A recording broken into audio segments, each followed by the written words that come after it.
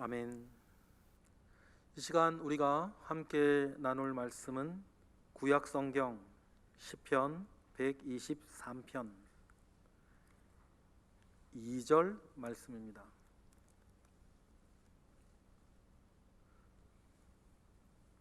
시편 123편 2절 말씀, 우리 다 같이 한 목소리로 합독하겠습니다.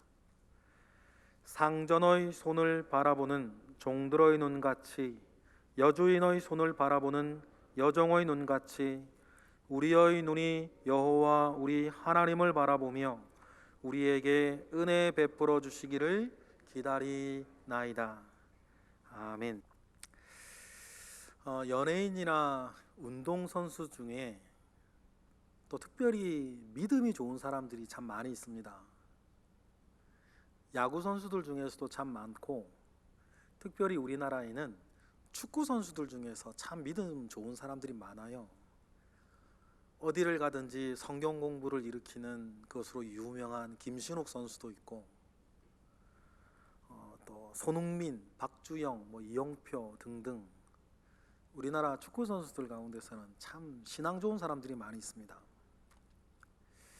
그런데 운동선수 생활을 하다 보면 꾸준하고 정기적으로 교회 생활을 할 수가 없는데도 좋은 신앙인이 될 수 있었던 이유가 뭘까 한번 생각해 봅니다.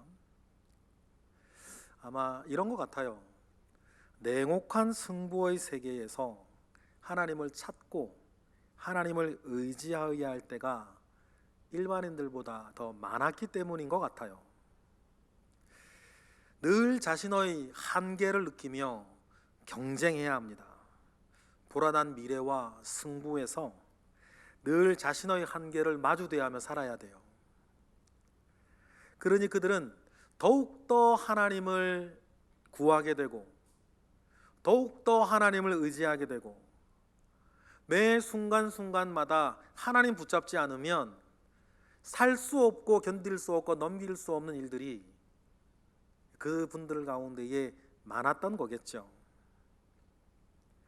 그렇게 되면 그 삶은 참 주님을 붙잡기에 좋은 토양이 됩니다. 우리가 팔복을 나누면서 심령이 가난한 자는 복이 있다라고 했을 때에 하나님 아버지 앞에 참 심령이 가난한 자로서 하나님을 붙잡고 살기가 그들에게는 더 좋은 토양이 되었던 것 같습니다. 우리가 지금 묵상하고 있는 다니엘서의 다니엘도 마찬가지입니다.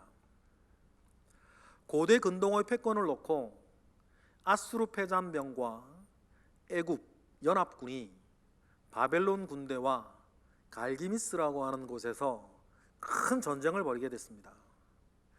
여기에서 승리하는 나라가 향후 100년은 고대 근동의 패권을 차지하게 될 거예요. 치열한 전쟁 끝에 그 갈기미스 전투에서 승리한 나라가 바벨론이었습니다. 승리한 바벨론은 여세를 몰아서 이참에 애굽까지 정복하겠다라고 하는 마음으로 남진하고 애굽으로 쳐들어가죠. 그런데 애굽 땅에서 싸우는 싸움은 또 달라서 승부가 나질 않는 거예요. 그 속에서는. 그래서 하다못해 바벨론은 회군에서 북쪽으로 다시 바벨론 자기 지역으로 돌아가는데, 돌아가는 그 길에 작은 나라 하나를 만나요. 남유다인 거예요. 그리고는 남유다를 보니까 애굽의 바롯느고가 이름까지 엘리야김에서 여호와김으로 바꿔놓고 왕위에 올려놓은 여호와김이 왕으로 뻗어시 나라를 다스리고 있는 거죠. 그래서 바벨론은 후환을 없애기 위해서 올라가던 길 예루살렘을 에워쌉니다. 그리고는 전쟁을 벌려요. 그런데 남유다가 막강한 초강대국 바벨론을 상대할 수가 없었죠. 그래서 항복하고 바벨론은 남유다에게 충성 맹세를 받습니다. 그리고는 많은 전리품을 노획물로 탈취해 가고 그 나라의 젊은 인재들 가운데에 쓸만한 사람들을 다 붙잡아 가요. 주전 605년에 있었던 일이죠. 그때 사로잡혀간 사람 중에 우리가 알고 있는 유명한 네 사람이 있는데, 첫 번째는 다니엘이요, 사드락과 메삭과 아벳느고였던 것입니다. 유다가 완전히 멸망하기 19년 전이었어요. 그 뒤로도 유다는 두 차례 큰 곤욕을 치릅니다.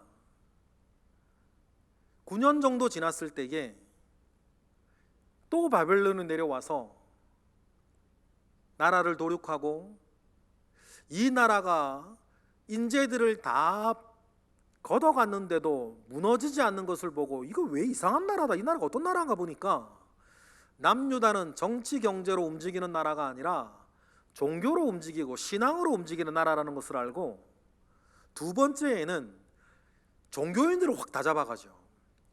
2차 포로기에서 잡혀간 사람 중에 우리가 알고 있는 유명한 사람이 또 한 사람 있습니다. 에스겔이었어요. 그리고는 11년 뒤에 주전 586년 남유다는 완전히 멸망을 당하고 맙니다. 여러분, 다니엘을 한번 생각해 보겠습니다.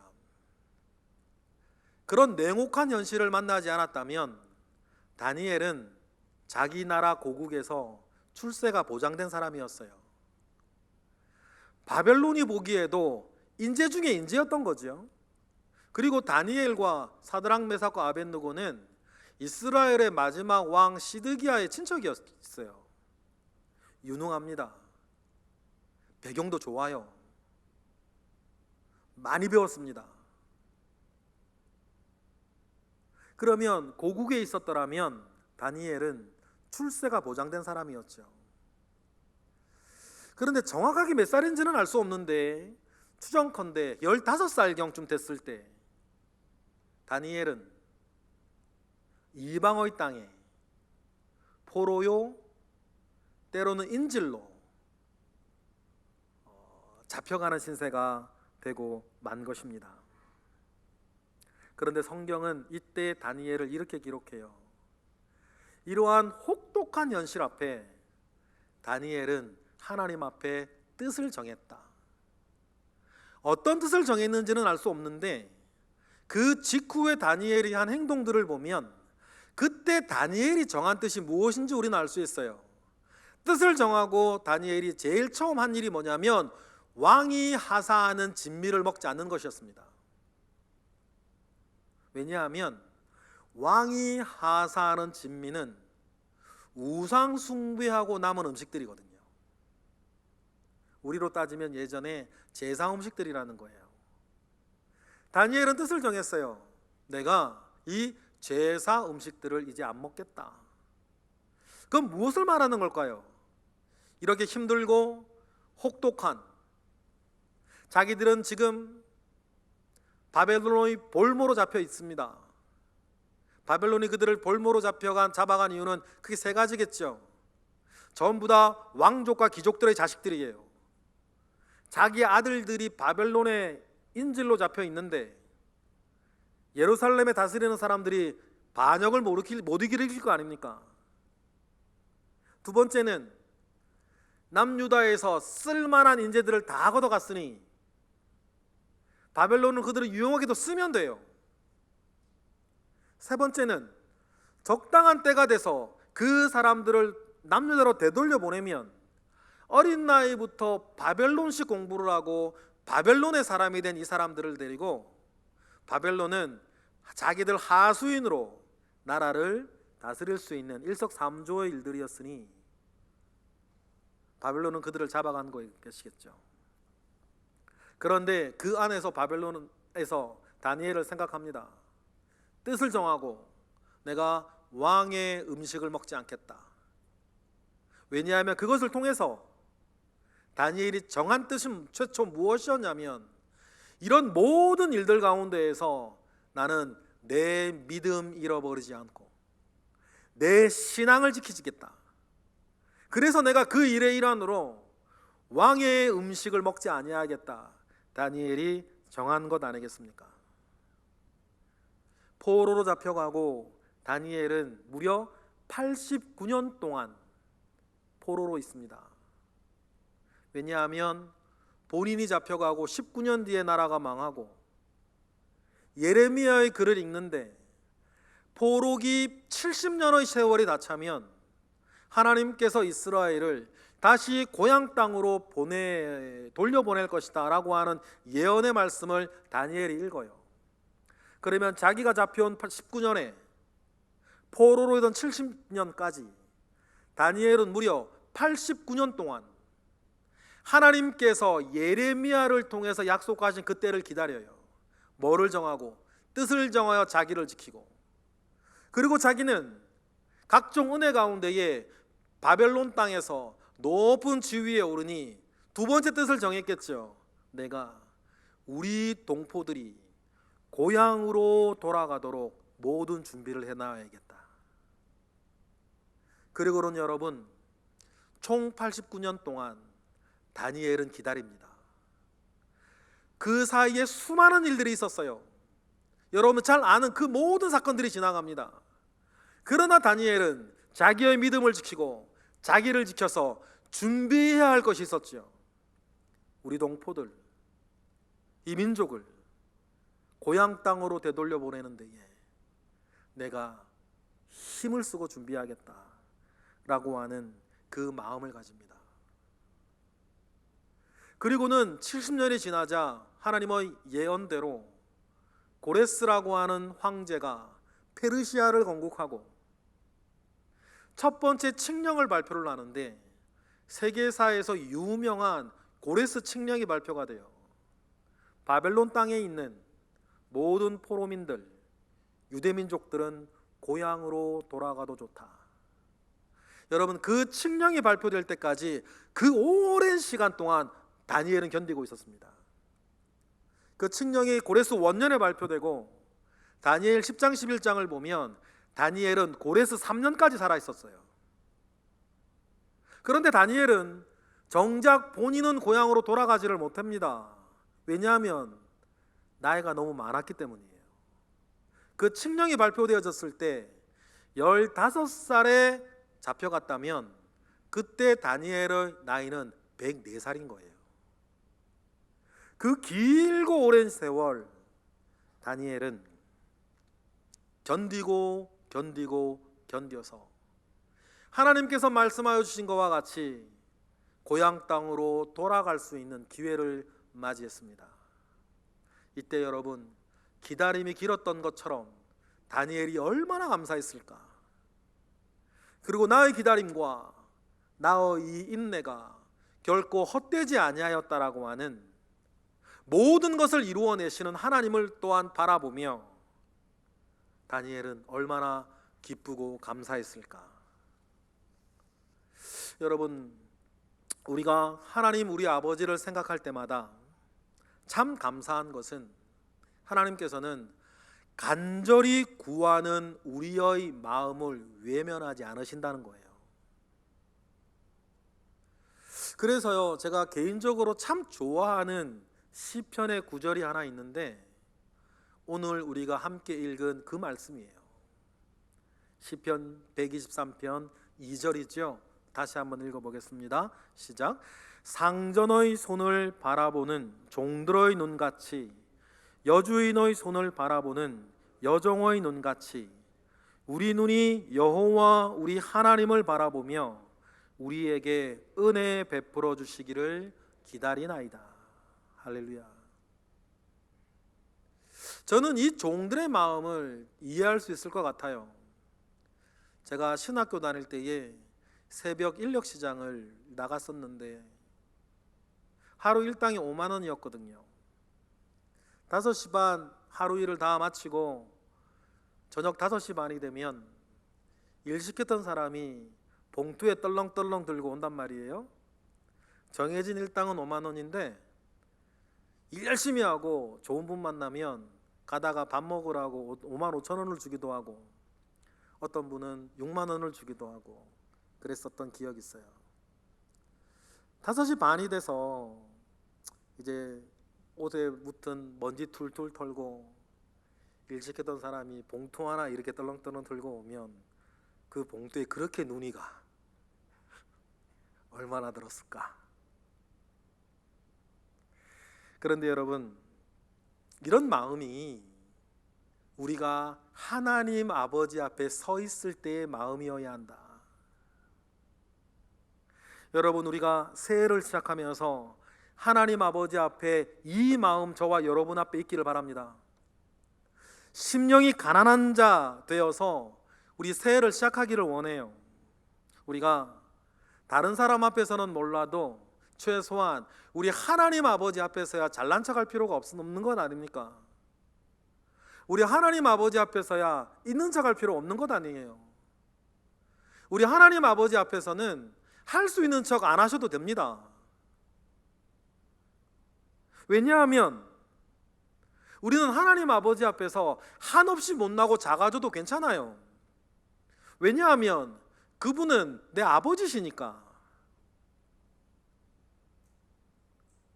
그리고 무엇보다도 우리 하나님, 우리 아버지는 우리의 이 진흙 같은 삶의 현장이라 할지라도 늘 우리와 함께하고 싶어 한다는 사실이에요. 하나님은 우리와 여러분들과 동떨어져 살기를 원하지 않으십니다. 오죽하면 자기 이름을 임마누엘이라 하라. 임마누엘이 무슨 뜻이죠? 우리와 항상 함께 하신다. 너희는 나를 불러 이름하되 임마누엘이라 하라. 하나님은 자신의 이름을 그렇게 부르라고 말씀하실 정도였어요. 그러니 하나님은 여러분들이 선한 싸움 싸울 때에 여러분과 함께 계시고 여러분과 함께 싸우십니다. 여러분의 삶의 구체적인 삶, 순간순간 하나마다 함께 하셔서 힘을 주시고 은혜를 주시고 지혜를 주시고 소망을 주시는 분이신 것을 믿어요. 우리 하나님은 그런 분이시니까. 운동선수 얘기를 조금 더 해보겠습니다. 미국 프로야구 선수들 가운데서도 신앙이 좋은 분들이 참 많아요. 유명한 클레이튼 커쇼라고 LA 다저스의 투수는 정말 신앙이 좋죠. 동절기 때마다 전 세계를 돌아다니고 선교하고 아프리카에 자기 이름으로 지어놓은 보육원 보살피면서 사는 일기로 유명한 분이에요. 지금은 은퇴했지만 뉴욕 양키스의 마무리 마리아노 리베라는 더 던질 수 있음에도 불구하고 더 늦기 전에 나는 선교해야 된다 하고 조기에 은퇴하고 선교사로 나간 선수도 있죠. 그리고 뉴욕 양키스의 전설적인로 유명한 선수 한 분이 계신데 독실한 기독교인이에요. 이름이 요기베라라고 하는 선수죠. 요기베라라고 하는 이름은 여러분 처음 들어보시는 분들도 많은지 모르겠는데 그 선수가 남긴 명언은 여러분 다 들어보셨을 거예요. 그가 남긴 명언이 많은데 그중 제일 유명한 명언이 이거죠. 끝날 때까지 끝난 것은 아니다. 요기베라가 남긴 명언이었습니다. 설교를 준비하면서 찾아보니까 1925년생이었던 요기베라가 2015년에 돌아가셨더라고요. 참 멋진 신앙인으로 존경받는 선수였어요. 야구할 때 요기베라의 포지션은 포수였습니다. 투수가 공을 던지면 딱 공을 받아주는 사람이었죠. 한 번은 이런 일이 있었어요. 상대팀 타자 가르기올라라고 하는 선수가 있었는데 그 선수도 믿음이 좋았나 봐요. 타석에 들어서서 타격을 하기 전마다 야구 배트로 땅바닥에 십자가를 그려놓고서 그리고는 믿습니다 물리쳐 주십시오. 믿습니다 물리쳐 주십시오. 그렇게 기도를 하는데 이 요기베라가 화가 나는 거예요. 자기도 기독교인인데 하나님께 자기 물리쳐 달라고 기도를 하니 이 요기베라가 화가 날 거 아니에요. 그래서 심판에게 타임을 요청하고 가르길로에게 항의를 합니다. 여보게, 나도 기독교인이네. 우리 두 사람 모두 기독교인인데 그렇다면 이 경우에 하나님은 누구 편을 들어야 되나? 하나님은 그저 구경하시도록 좀 쉬게 두시고 당신은 야구에나 좀 집중하게, 그렇게 핀잔을 막 가르기올라에게 하죠. 그때 가르기올라의 대답이 다음과 같습니다. 하나님은 구경만 하는 것을 제일 싫어하시는 분이야. 하나님은 관중석에 있는 것을 거부하신다. 하나님은 그라운드에서 우리와 함께 뛰기를 원하시는 분이야. 그 말을 들은 요기베라가 아차 싶더래요. 왜냐하면 그동안 자기는 자기가 하는 운동과 이 믿음은 서로 관련이 없는 것처럼 본의 아니게 느끼고 있었거든요. 야구는 야구고 믿음은 믿음이지 하는 마음이 자기에게 있었다는 것을 요기베라가 그때 깨달아요. 그리고는 그 자리에서 회개한 요기베라는 자기의 직업인 이 야구하는 일에도 하나님을 초대하고 하나님과 함께하기를 늘 기도하는 사람이 되었다고 하는 자서전을 읽은 기억이 있습니다. 그러면 여러분은 어떠십니까? 여러분 가운데 공부하는 분이 계시면 그 공부하는 그 일에 하나님 함께 하십니까? 여러분 가운데에 직장생활 하시는 분 계시죠? 여러분의 그 직장생활, 그때 해야 되는 모든 일들, 프로젝트를 완수해야 되고 실적을 올려야 되고 내 업무를 해야 될 때에 과연 하나님께서 그 일 가운데 나와 함께 하시도록 하나님을 초청하고 있는가? 우리 가운데 사업을 하시거나 영업을 하시는 분도 계세요. 내가 하고 있는 그 일과 하나님은 지금 어떤 관계가 있는가?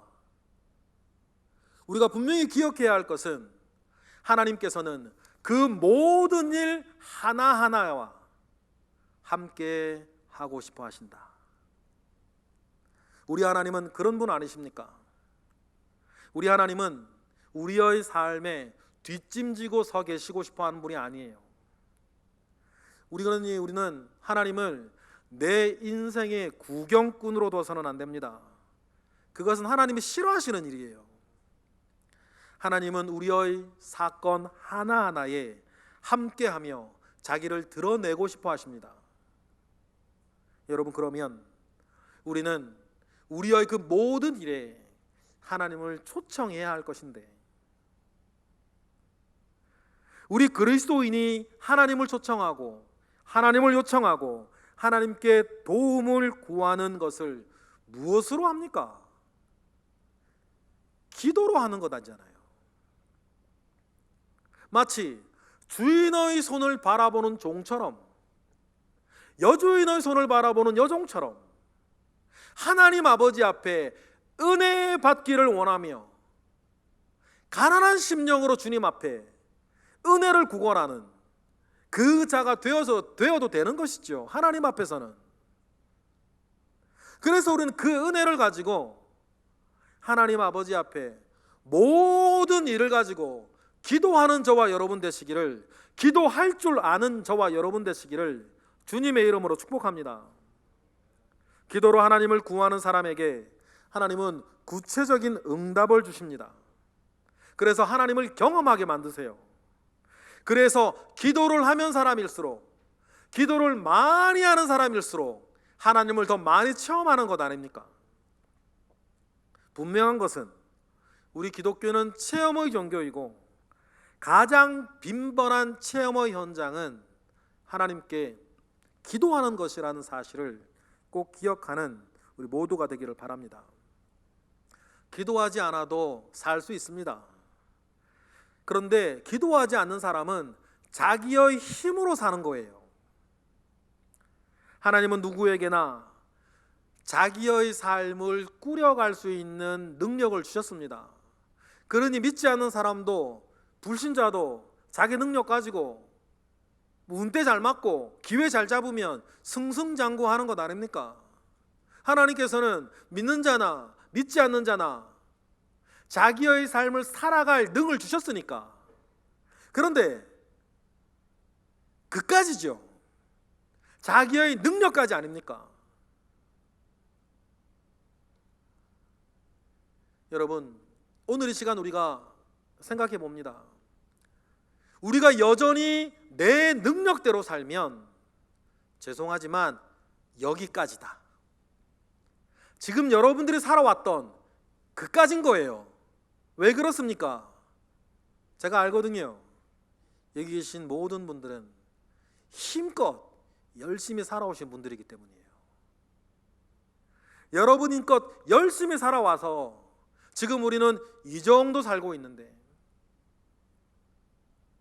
그저 내 힘으로만 계속 산다면 앞으로도 요 정도일 거다.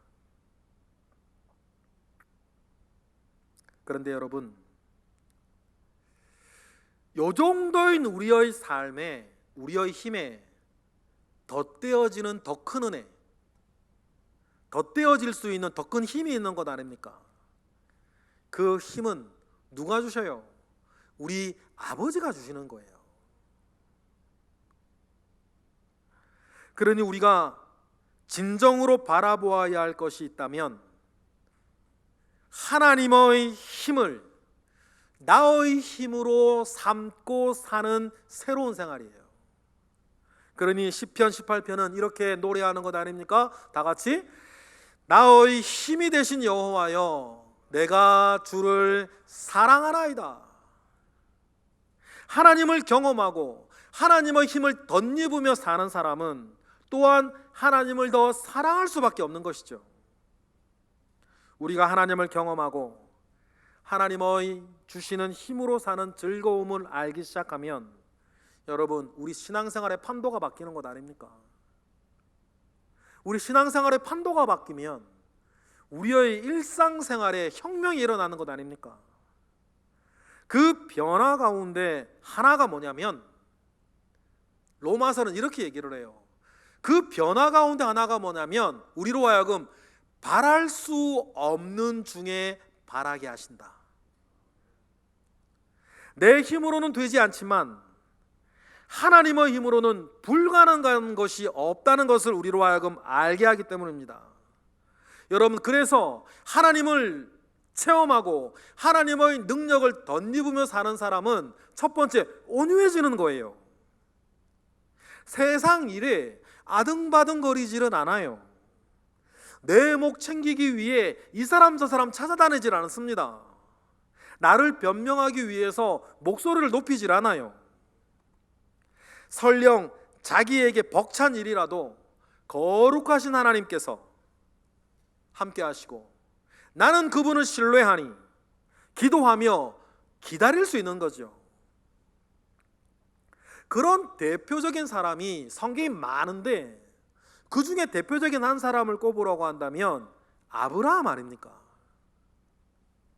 로마서에서는 아브라함의 이러한 믿음을 뭐라고 얘기를 했냐면 바랄 수 없는 중에 바라는 믿음이었다 그래요. 로마서 4장 18절 보실까요? 다 같이 시작. 아브라함이 바랄 수 없는 중에 바라고 믿었으니 이는 내 후손이 이 같으리라 하신 말씀대로 많은 민족의 조상이 되게 하려 하심이라. 여러분, 이 말씀 정확하게 지금까지도 이루어져 있는 것 아시죠? 아브라함을 자기 믿음의, 자기 민족의 조상으로 알고 있는 민족들이 지금도 얼마나 많이 있습니까? 우리가 창세기의 내용을 더듬어 보아 하나님께서 아브라함을 고향 땅에서 불러내실 때에 말씀하신 것이 있어요. 하늘의 별과 바다의 모래와 같은 후손을 약속하신 거죠. 고대 사회에서 가장 중요한 것은 자식이었습니다. 그런데 하나님께서는 아브라함에게 단순히 많은 자식을 주시겠다라고 말씀하신 것이 아닙니다. 거기에 그치지 않고 너로 인해서 큰 민족을 이루고 너로 인해서 많은 민족이 나와서 너를 여러 민족 가운데에 아버지가 되게 하고 조상이 되게 하겠다. 그 말씀을 주셨거든요. 그런데 여러분 보세요. 이거는 사람이 마음 먹고 계획한다고 되는 일이 아니에요. 오히려 전쟁을 치루어서 큰 제국을 이루어 주겠다라고 하는 것은 오히려 더 현실적인 꿈이죠. 어떻게 사람의 계획과 사람의 능으로 여러 민족의 조상이 되겠습니까? 게다가 이 말씀을 처음 들을 때에 아브라함의 나이는 75세 할아버지였습니다. 그런데 아브라함은 하나님께서 말씀하시는 그 약속을 믿었어요. 심지어는 100세의 노구가 되고 그의 아내 사라 역시 가임기가 훨씬 지난 할머니가 되었습니다.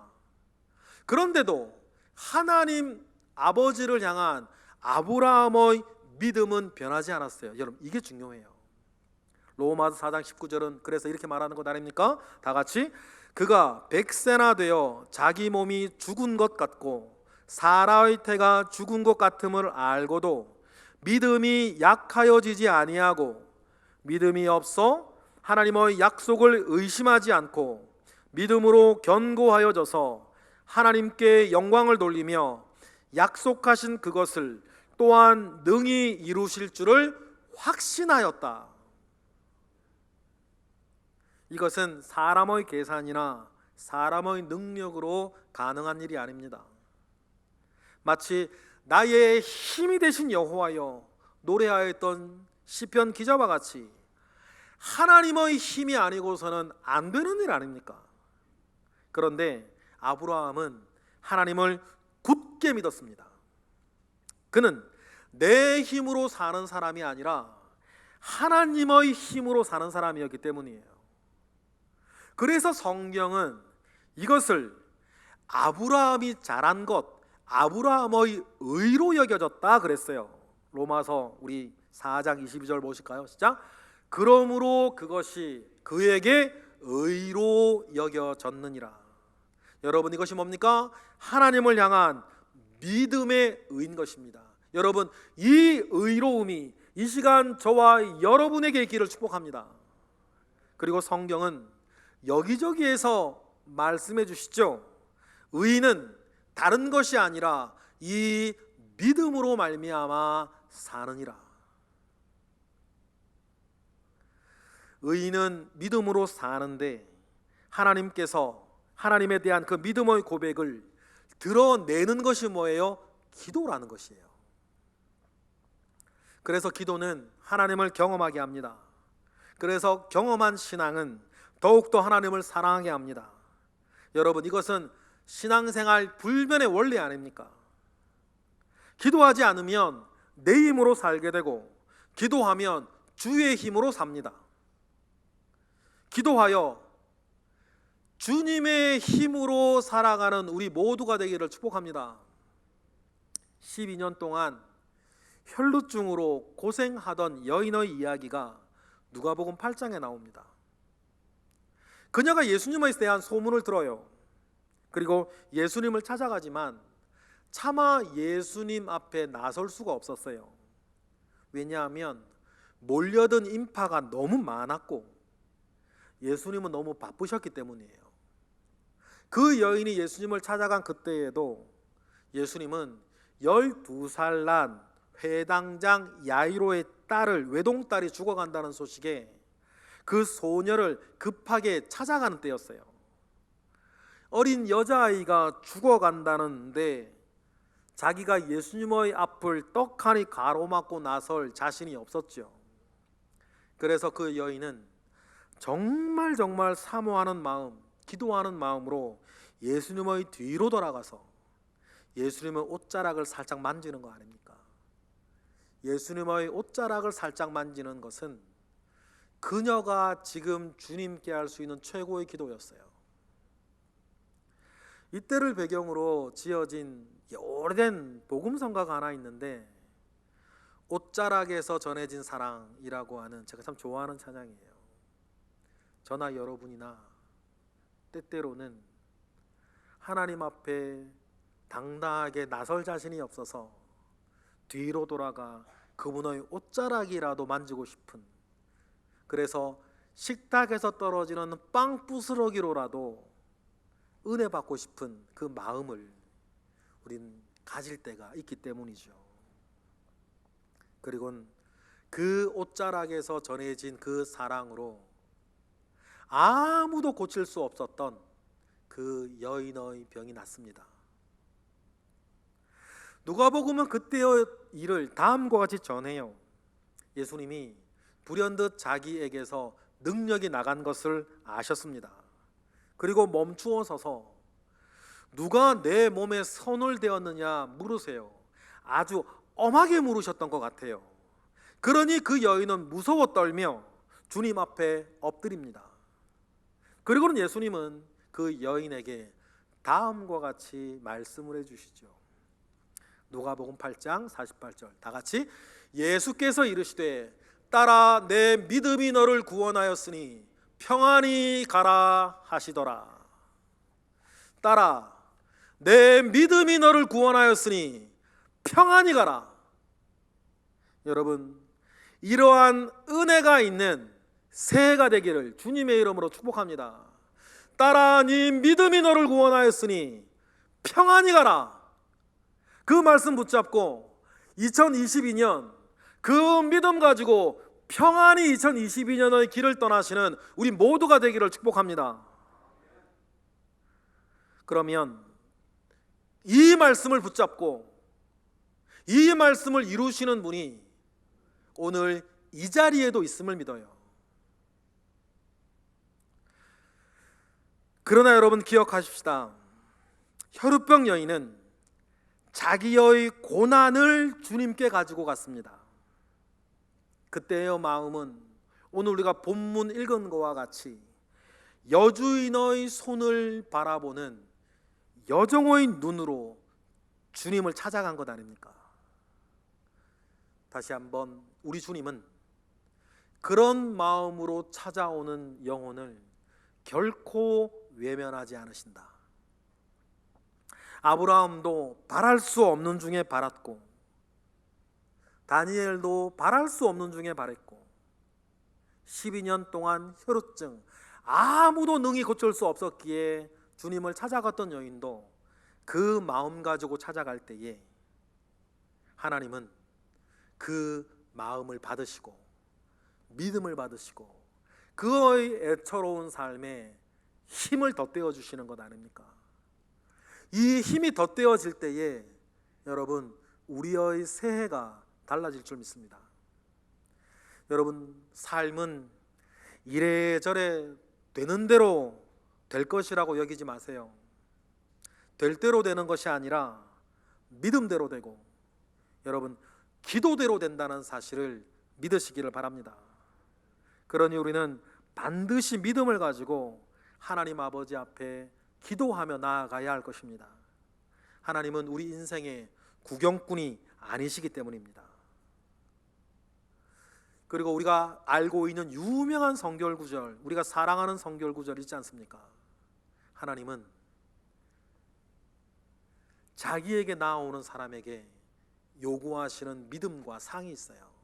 히브리서 11장 6절 다 같이 믿음이 없이는 하나님을 기쁘시게 하지 못하나니 하나님께 나아가는 자는 반드시 그가 계신 것과 또한 그가 자기를 찾는 자들에게 상 주시는 이심을 믿어야 할지니라. 할렐루야. 이 믿음 저와 여러분에게 있음을 믿습니다. 하나님이 계신 것과 그는 자기를 찾는 자들에게 상을 주시는 분이신 것을 우리는 믿고 사는 것입니다. 그러니 여러분 어떤 일이 있더라도 그 믿음 가지고 하나님께 나아가시기를 원해요. 이것이 때를 따라 돕는 은혜를 얻기 위하여 은혜의 보좌 앞에 나아가는 방법 아닙니까? 은혜의 보좌 앞으로 나아가는 길은 세 가지를 얘기해요. 첫 번째 예배의 자리, 두 번째 말씀의 큐티 자리, 세 번째 기도하는 자리예요. 히브리서 4장 16절은 우리에게 다음과 같이 약속하는 것 아닙니까? 읽어보실까요? 시작. 그러므로 우리는 긍휼하심을 받고 때를 따라 돕는 은혜를 얻기 위하여 은혜의 보좌 앞에 담대히 나아가야 할지니라. 할렐루야. 여러분, 오늘 말씀을 마무리하면서 신앙생활은 수학 공부하듯이 하는 게 아닙니다. 신앙생활은 영어 공부하듯이 하시는 거죠. 수학 공부하는 것과 영어 공부하는 것은 좀 차이가 있어요. 수학 공부는 이해하고 아는 것이 목적입니다. 그런데 영어 공부를 수학 공부하듯이 하면 이해하고 아는 것으로 하면 죽은 영어가 되죠. 알기는 아는데 써먹지를 못해요. 영어 공부는 알고 이해하기 위해서 하는 게 아니라 내 몸에 체득시키고 익숙하게 만들어서 써먹는 거죠. 그런데 여러분, 간혹 신앙생활을 수학 공부하듯이 하는 분들이 계세요. 알고 이해하는 것은 살기 위한 준비지, 알고 이해하는 것이 여러분 신앙생활의 목적은 아닙니다. 신앙생활은 마치 영어처럼 배우고 써먹고 배우고 써먹고 써먹고 써먹고 더 잘해지고, 여러분 신앙생활은 그렇게 하는 것이죠. 여러분, 우리의 신앙생활도 알고 이해하는 것 이상의 것을 요구합니다. 내 몸에 붙이고 익숙해지고 그 은혜 가운데, 믿음 가운데 우리를 살도록 하는 것은 바랄 수 없는 중에라도 믿음을 가지고 하나님께 기도하는 일인 줄 믿습니다.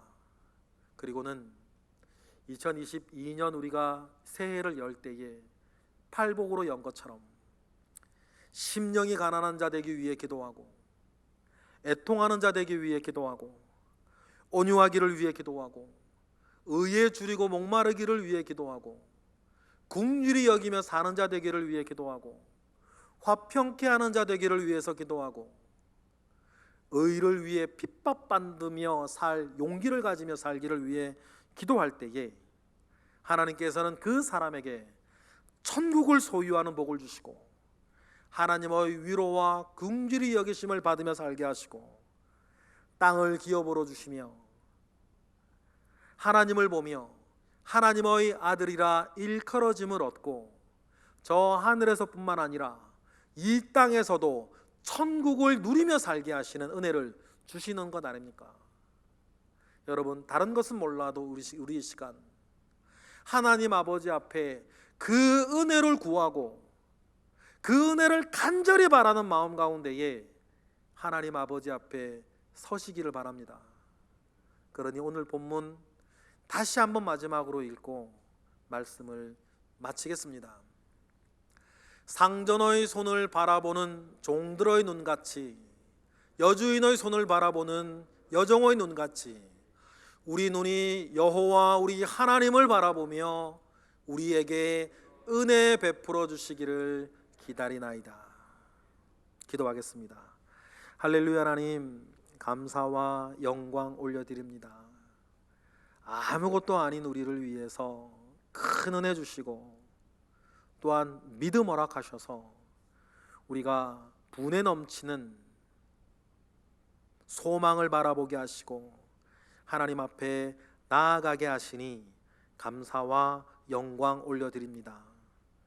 주님으로부터 말미암아 오는 귀한 말씀 믿음으로 받으니 이 믿음 붙잡고 회복하게 하시고 다시 일어나게 하시고 하나님 주시는 힘으로 새해를 다시 시작하게 하옵소서. 예수 그리스도 이름으로 기도드렸나이다. 아멘.